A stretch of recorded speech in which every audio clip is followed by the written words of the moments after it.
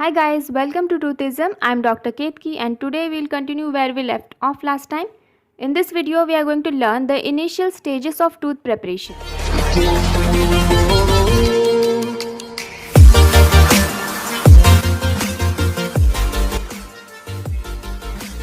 So tooth preparation is done in two stages, initial and final. It's divided in two stages so that we can follow the same principles every time, and this division is also helpful for beginners, particularly in dental colleges, so that when the students operators complete the initial stage, the teachers can have a look and guide them before extensive caries excavation. This way the pulp is also protected. So in the initial stage, what we do is extend the preparation to sound tooth structure in all directions, but sticking to a limited depth. In this stage, the preparation walls are designed so that it will retain the restoration in the tooth and resist fracture because of masticatory forces. In the final stage of tooth preparation, the tooth preparation is completed, and in this video we'll focus on the steps of the initial stage. The first step in initial tooth preparation is developing outline form and creating initial depth. So in this, preparation margins are placed in the position that they will occupy in the final preparation. So the margins are decided in this step only. Outline form is basically the area of tooth surface or the margin that is included in the finished cavity, but the finishing of the enamel walls or margins is not done in this step. That is done in the final step. The benefit of this step is that you visualize the outline form in your mind before you start cutting, which prevents overcutting and overextension of the cavity. You don't want that to happen as it will weaken the tooth structure and make it more likely to fracture under the forces of mastication. Then you have to keep the initial depth of 0.2 to 0.8 millimeters into the dentin. The greater depth here means 0.8 millimeters is for extension on the root surface only. You can see it in this picture. So this depth of 0.8 millimeters into the dentin is for root surface. Otherwise you have to keep it to 0.2 to 0.5 millimeters into the dentin. There are three general principles on which outline form is established. The first one is all the friable and weakened enamel should be removed. We learnt about the strongest enamel margin in the last video, so the margin should be such that enamel rods lie on the sound dentin. There should be no unsupported enamel rods, all that should be removed. Second, all faults should be included like faulty pits and fissures. And third, all margins should be placed in a way that allows good finishing of the margins. Now let's see how outline form is achieved in pit and fissure tooth preparations. So first rule is extending the preparation margins to sound tooth structure and not leaving any unsupported enamel margins. This is achieved by keeping the cavo surface angle more than 90 degrees. I have explained the cavo surface angle in the last video. You can check it out. Then you have to avoid extending the preparation on cusp heights and on ridge crest. There are certain rules for extending towards the cusp. So let's see. This is the primary groove. This is the cusp tip. So from this primary groove, if you have to extend the preparation towards the cusp for more than halfway from the groove to the cusp, then you should consider capping the cusp. Now what is cusp capping? It means you remove the whole cusp and replace it with a restorative material. When the extension of the preparation is more than 2/3 from the primary groove, then the cusp capping has to be done, means it is mandatory. Why is cusp capping done? Because a cusp is an area of tooth which is under masticatory stress, and if you keep the margins of the restoration here, obviously it's going to fracture, means either the restoration will fracture or the tooth might fracture. So that's why you have to cap the cusp. But if the cusp is unusually large and the dentist thinks that adequate cuspal strength remains, then you can leave it without capping it. Also, if a bonded restoration is being used, then bonding can also provide adequate cuspal strength. Fourth rule for outline form is extending the preparation margin to include deep fissures, because this is an area where food impaction occurs and dental caries can start here even after restoration if you don't include this area in the tooth preparation. But you should only remove fissures which cannot be eliminated by enameloplasty. Enameloplasty means reshaping of the deep fissures with a burr to make it more easy to clean. It doesn't mean extending the outline form. We are just making the fissures more shallow and saucer-like. You can't remove more than 1/3 of the enamel thickness. Fifth rule is keeping the pulpal depth 0.2 millimeters into the dentine. There is an exception to this, like when gold foil is the restorative material that we are going to use, then it is 0.5 millimeters into the dentine. So how will we know that we are 0.2 millimeters into the dentine? Measuring from the central fissure, the depth should be 1.5 millimeters. It means half of the 3 millimeter long number 245 burr blade, and if we measure it along the prepared facial or lingual walls, then it is 2/3 of the burr length.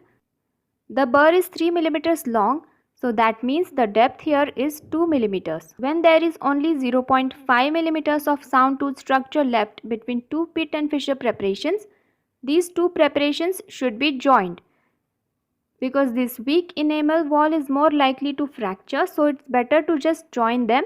And lastly, the outline form should allow sufficient access to the restoration placement and finishing later on.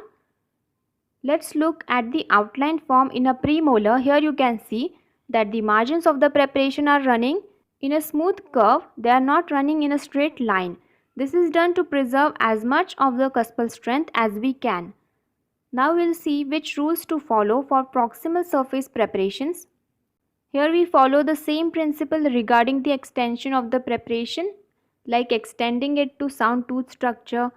Here you have to keep the axial wall pulpal depth to a maximum of 0.2 to 0.8 millimeters into the dentine. The greater depth here is for extension onto the root surface. Otherwise, the maximum depth is 0.5 millimeters into the dentine. So how is this depth achieved? Look at this diagram. This is the dentino-enamel junction. The number 245 burr has a diameter of 0.8 millimeters. So burr is kept parallel to the dentino-enamel junction proximally, and when the cut is made, the burr is 0.3 millimeters into enamel and remaining burr diameter, which is approx 0.5 millimeters, is into the dentine. At this stage, we should not remove dentinal caries that is deeper pulpally than 0.5 millimeters from the dentino-enamel junction. Then the gingival margin of this preparation is extended apically so that there will be 0.5 millimeters clearance from the adjacent tooth. This can be measured with the side of an explorer. Likewise, facial and lingual margins are also extended into the embrasures in a way that it will provide clearance from the adjacent tooth. Clearance simply means the margins of the restoration should not touch the adjacent tooth. This is done so that the margins of the restoration can be better visualized and restored. Also, finishing of the restoration becomes easier. But this is not applicable in case of class 3 preparations. Here the incisal margin may be placed in contact with the adjacent tooth, because if we extend it too incisally to clear the contacts, it will make the incisal angle weak and prone to fracture. In class 5 tooth preparation, the preparation is extended mesially, gingivally, distally and incisally until the sound tooth structure is reached. Here the burr depth pulpally should be no deeper than 0.8 millimeters to 1.25 millimeters from the original tooth surface. This 0.8 millimeters is for gingival wall without enamel, means when the margin is on the root surface. At the incisal wall, the correct pulpal depth is that which gives 0.5 millimeters extension into the dentine. And still, if you see caries, then you are not supposed to go deeper at this point. Now we move on to step 2 of cavity preparation, which is primary resistance form. Resistance form means placing the preparation walls in a way that best enables the tooth and the restorative material to withstand masticatory forces without fracture. So how do you achieve this? So first you have to make the cavity box shaped and make the cavity floor flat, because flat floor is at right angles to the masticatory forces that are directed in the long axis of the tooth, so it will resist it. Also, it will resist movement of the restoration. If it is not kept flat, the masticatory stresses will get concentrated at a single point, and that can lead to fracture of the restoration. Also, look at this diagram. Here you can see how a rounded floor can allow displacement of the restoration and the tooth structure might break. So this flat floor is achieved while preparing the outline form. The end of the burr prepares a flat floor of uniform depth into the tooth. Then you have to restrict unnecessary extension of the external walls so that the cusp and the ridge area will remain strong. Slight rounding of the internal and external line angles is also done to reduce the stress concentration at the line angles. This way the resistance to fracture is increased. Now you must be getting the point that resistance form is all about preventing fracture of the tooth and the restoration. So in extensive preparation you have to do the cusp capping and include all weakened tooth structure within the restoration. This helps in resisting fracture of the tooth by forces that are in the long axis of the tooth and also those forces which are obliquely directed. Then you have to provide enough thickness of the restorative material to prevent its fracture under occlusal load. So for amalgam the thickness should be at least 1.5 mm. For cast metal it is 1 to 2 mm and for porcelain it is 2 mm. Bonding of the restorative material to tooth also increases resistance form because it increases the strength of the remaining unprepared tooth. Next step is primary retention form. It is that shape or form of tooth preparation that resists displacement or removal of the restorative material from tipping or lifting forces. Many times retention and resistance form is not something you do in two separate steps. Actually it is achieved in the same cutting procedure. Although they are separate terms, the same prepared form can provide resistance and retention form. Now these retention needs are different for different restorative materials. Let's see how this differs. For amalgam, the external tooth walls converge occlusally. This is done to retain the restoration. In this way, once amalgam is placed and hardens, it cannot dislodge.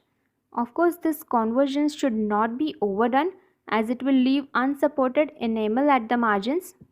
So here the facial and lingual walls of the occlusal and also the proximal portion are converging towards the occlusal surface. In the proximal portion, this is beneficial because it allows the extension of the preparation facially and lingually in the gingival area while also conserving the marginal ridge. In class 3 and 5 preparations for amalgam, the walls don't converge, instead they diverge outwards. This is done to provide strong enamel margins. So here retention curves or grooves are prepared in the dentinal wall, but this is done in the final stage of the tooth preparation. Bonding amalgam to tooth structure using adhesives is also a type of retention form. This gives micromechanical retention and also reduces micro leakage.